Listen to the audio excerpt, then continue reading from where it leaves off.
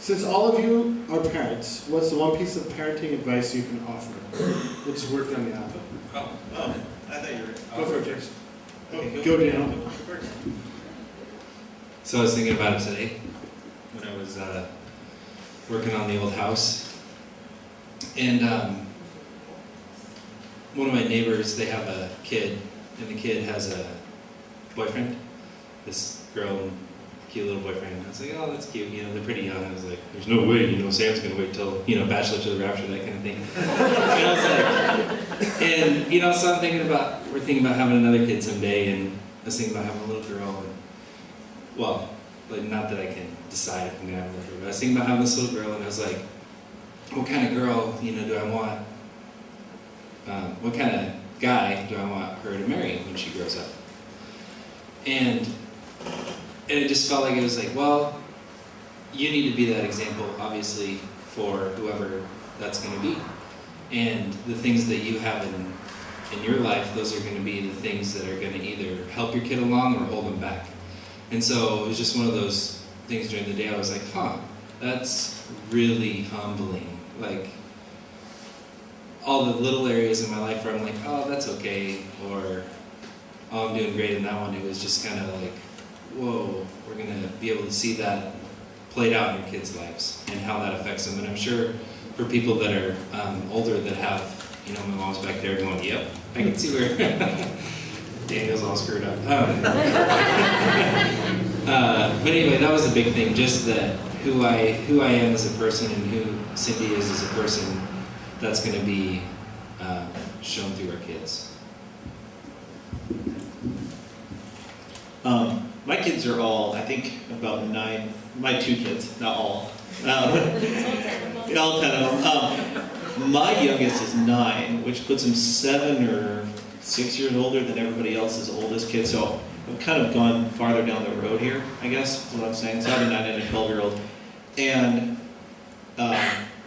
the biggest thing to me is how, or one of the big things is how we handle disobedience or failure and all those things. And early on in our marriage, somebody helped us and pointed us towards redemptive parenting. The idea that your kids are going to mess up, they're going to sin, they're going to be disobedient, and you can get angry and you can yell at them and you can guilt them into things, but looking to the example of our Father God, when we mess up, the way He gives us discipline is to pull us back into right relationship with Him. And I think that's the big picture for me for parenting, is everything's pulling your children into a right relationship with God. When they've stepped outside of that, or they don't see that, just shepherding them back into that is a big deal. And it changes the way you do everything, and it makes things more difficult, honestly. But it makes things better, in my opinion.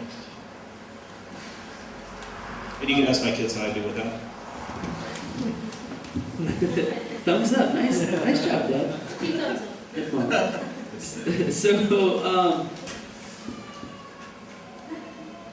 we spent a lot of time. My wife and I spent a lot of time working with Judah specifically, because he's 2.5 now, and Colin, he's like on the edge of this. We're really starting into this with helping him name his sin against whatever brother or dad or mom, whether it's a sin of disobedience or of hitting Colin or choking him or whatever the case may be. We're trying to work with him on saying, what are you sorry for, and trying to do the ask forgiveness thing.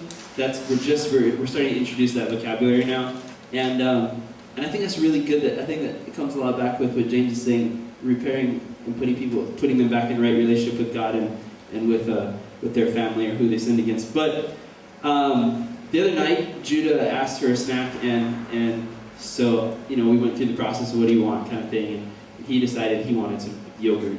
So we got some yogurt, and we sat down at the table, and he just wouldn't eat it. He was being cute. I don't want yogurt. I want crackers. And I was tired, and I flipped out at him. I was like, you asked for yogurt. You need to eat it.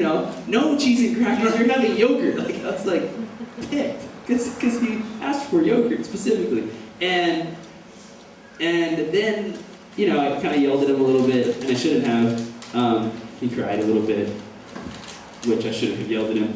But it flipped in my mind. This is that I work on having him name his sin and ask for forgiveness so much with him, but I need to do that for him as well. And so I had to have this moment of sitting Judah down and naming my sin to him, that I shouldn't have treated him harshly like that. And I had to ask Judah for forgiveness. And it was kind of a weird but really special moment just for us. And so I guess my parenting advice is be honest and transparent with your kids and pursue forgiveness from them when you need to as well.